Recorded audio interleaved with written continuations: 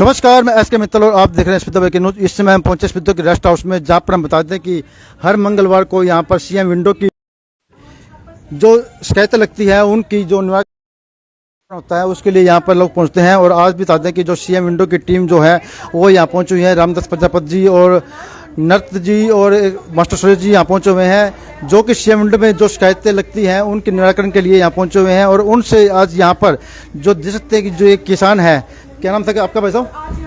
नाम क्या था? जसपाल सिंह, जो कि गांव छापा के रहने वाले हैं। इन्होंने 1 साल पहले अपनी जो गेहूं डाली थी, लेकिन उनकी पेमेंट अभी तक नहीं मिल पाई है। और क्या कारण है और क्या है, बात करते हैं उनसे। मेरा नाम जसपाल सिंह है, गांव छापर है जी। हाँ जी। और कौन से साल में आपने ये कणक डाली थी? ये मैं खेती करता हूँ जी, गांव छापर में करता हूँ। और सफीदों अनाज मंडी में 2021 में मैंने गेहूं बेची थी और उसकी पेमेंट कुछ मेरे को मिल गई थी और कुछ पेमेंट बकाया है 2021 से। तो बार बार मैंने अधिकारियों से, जो हैपर डिपार्टमेंट है उसकी तरफ मेरा बकाया है 73,000 कुछ रुपए। बार बार चक्कर काटने पर किसी भी अधिकारी ने कोई मेरी सुनाई नहीं की। उसके बाद मैंने सीएम विंडो में दरखास्त लगवाई, तो वहाँ भी मेरे को कोई रिस्पॉन्स नहीं मिला। दूसरी बार फिर मैंने मजबूरी में फिर लगाई वहाँ, तो आज उसके उपलक्ष्य में यहाँ मेरे को बुला रखा था रेस्ट हाउस सफीदों में। तो यहाँ मेरे से पूछा गया है भैया आपकी कितनी गेहूं थी, कितनी पेमेंट बकाया है। मैंने उनको बताया है मेरी 249 क्वांटल 50 किलो गेहूं है जो हैपड़ में गई है।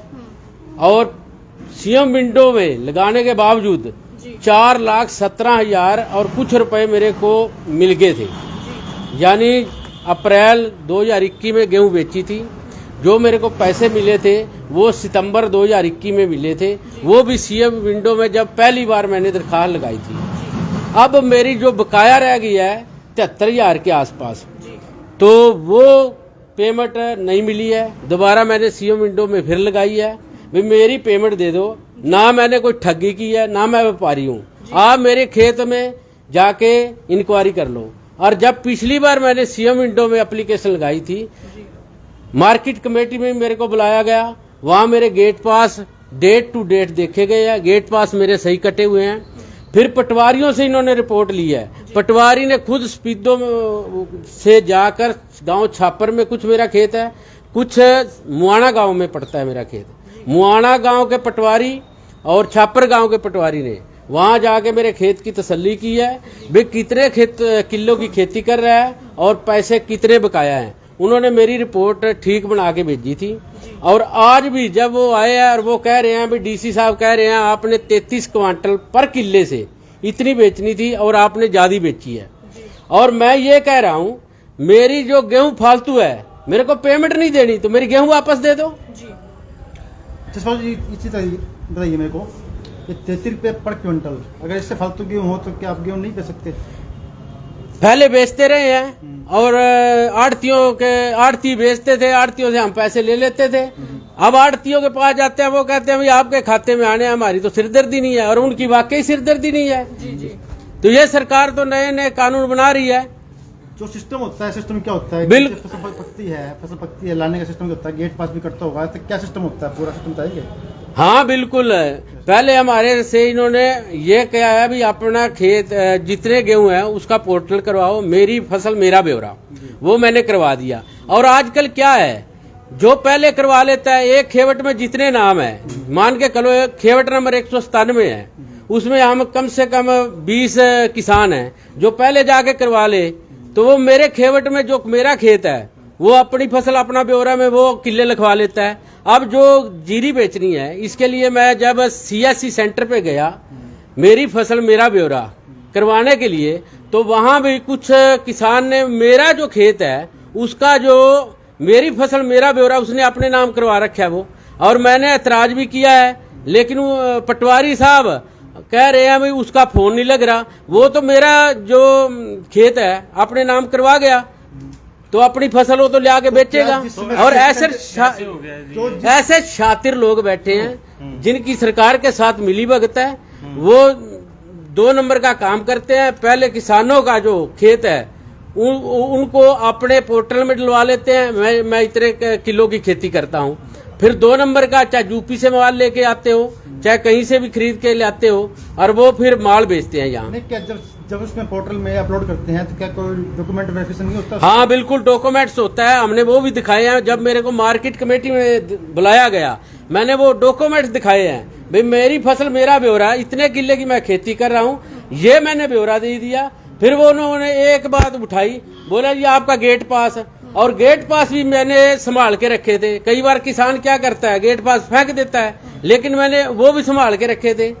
हाँ, तो गेट पास भी मेरे ठीक मैच खा रहे हैं, कितने गेहूं और कितनी ट्राली किस तारीख को आई और कितना गेट पास है, वो सारे मेल मिला करके हैं। मार्केट कमेटी से मेरे को क्लीन चिट मिल गई, अभी आप सच्चे हो, पटवारी ने जाके मेरे को क्लीन चिट दे दी है।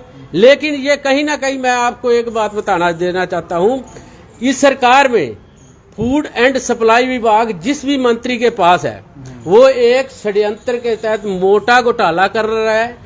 हैपड़ के साथ वो हजारों का नहीं करोड़ों रुपए का घोटाला कर रहा है। जिसकी तो गेहूं बिकी है उसको पेमेंट नहीं मिल रही, वो अपने चहेतों के खातों में मोटे रुपये डाल रहा है। मैं आपके चैनल के माध्यम से सरकार से अपील करना चाहता हूं, जिसके पास भी ये डिपार्टमेंट है, जिस मंत्री के पास फूड एंड सप्लाई, उसकी इंक्वायरी बिठा दो, मोटा घोटाला मिलेगा। जिनकी पेमेंट है उनको मिल नहीं रही और ये मलाई खा रहे हैं।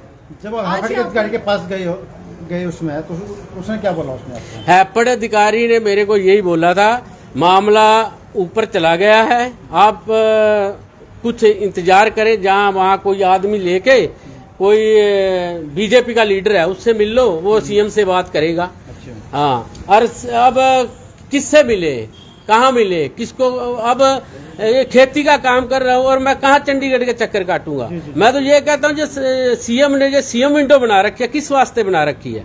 जब सीएम विंडो पे हमारी कार्रवाई नहीं होनी तो मैं बार बार चंडीगढ़ चला जाऊंगा, वहाँ क्या कार्रवाई होगी? आज यहाँ पर एक अधिकारी इकट्ठा हुए हैं, तो आज यहाँ पर क्या फैसला लिया जा रहा है? आज अधिकारी यहाँ इकट्ठे हुए हैं, कुछ जो ग्रीवेंस कमेटी के इनके नुमाइंदे होते हैं, जैसे बीजेपी के हैं, उनकी तरफ से मेरे को विश्वास दिलवाया गया है, भाई आपकी पेमेंट जायज है, आपकी पेमेंट हम दिलवाएंगे। तो मेरे से उन्होंने पूछा, भाई पेमेंट आपकी ना मिले तो आप और क्या चाहते हो? मैं ये कह रहा हूँ, मेरे को मेरी गेहूं वापस दे दो, जितनी गेहूं फालतू थी, मेरा हक बनता है, मैंने कोई ठगी थोड़ी की है। मेरे पैसे नहीं देने तो मेरी गेहूं वापस दे दो। तो लापरवाह आप किसको मानते हैं? मैं लापरवाह ये मानता हूँ, नीचे से लेकर सब ऊपर तक भ्रष्ट है। और आगे भी मैंने आपको बता दिया है, बार बार बता रहा हूँ, जिसके पास भी कौन ये मंत्री है जिसके पास ये डिपार्टमेंट है फूड एंड सप्लाई, उसने हैपड़ में मोटा घोटाला कर रखा है, अपने चेतों के नाम मोटा पैसा बांट रखा है, और घूम घाम के उनके पास आता है। इसकी इंक्वायरी हो जाए, मेरे को कुछ नहीं चाहिए, मेरी ये पेमेंट जाती है तो जाने दे, लेकिन दोषी तो मिलना चाहिए। मेरे को तो ये कह दिया आपकी 33 क्विंटल से ऊपर है, हम पेमेंट नहीं। अरे 33 क्विंटल से ऊपर है तो मेरा माल वापस दे दो, बनती होगी ये बात। जब माल मेरा ज्यादा है तो मेरा माल वापस दे दो, मैं पैसे लेता ही नहीं हूँ। तो जैसे कि अब बात हुई है, तो अब आगे की जो कार्रवाई है वो क्या रहने वाली, आपकी तरफ से क्या रहने वाली? मेरी कार्रवाई ये रहेगी जी, जब तक मेरी पेमेंट नहीं मिलेगी मैं पैसा इनका पीछा छोड़ने वाला नहीं हूँ।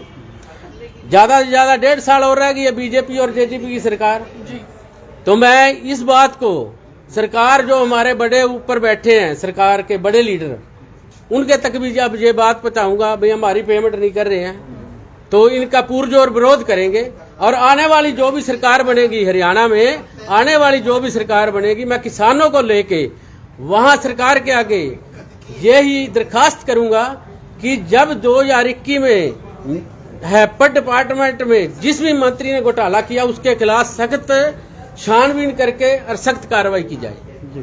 जैसे धन्यवाद आपका। अभी कितने चक्कर आप सीएम विंडो के लगा चुके हैं? सीएम विंडो में मैंने बहुत ज्यादा चक्कर लगाए हैं, लेकिन कोई कार्रवाई नहीं है, ये नाम मात्र की सीएम विंडो है। तो ये थे हमारे साथ, तो ये थे हमारे साथ जसपाल गांव छापर से, और जो कि 1 साल से अपनी पेमेंट की फसल के चक्कर काट रहे हैं।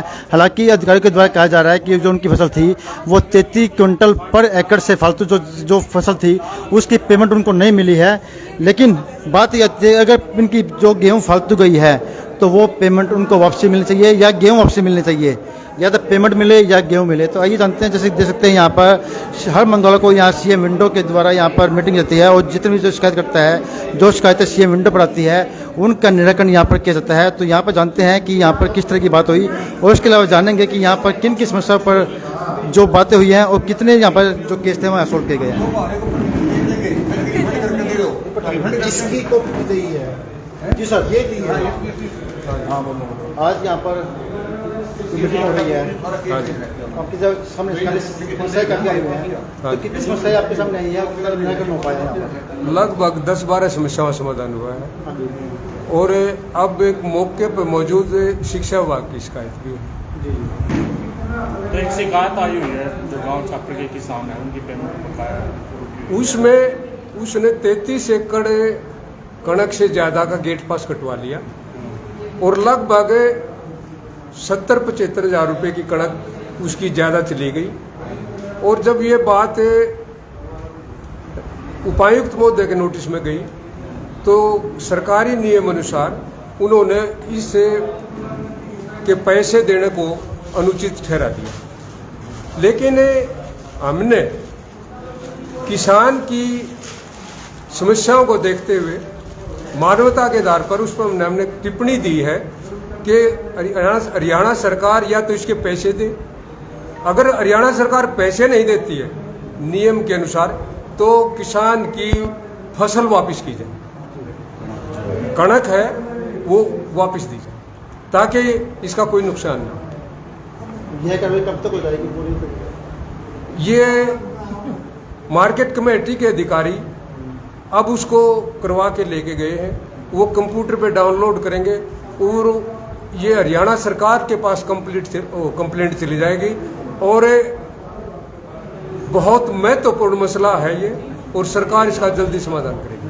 क्या इस तरह का मसला एक ही है या कोई और मसले भी इस तरह के आए हैं? एक मसला सफेदों से है और 2 मसले ये उचाणे से। सफेदों के मसले का लगभग समाधान हो गया है, उचाणे का मसला वो आज पता लगेगा।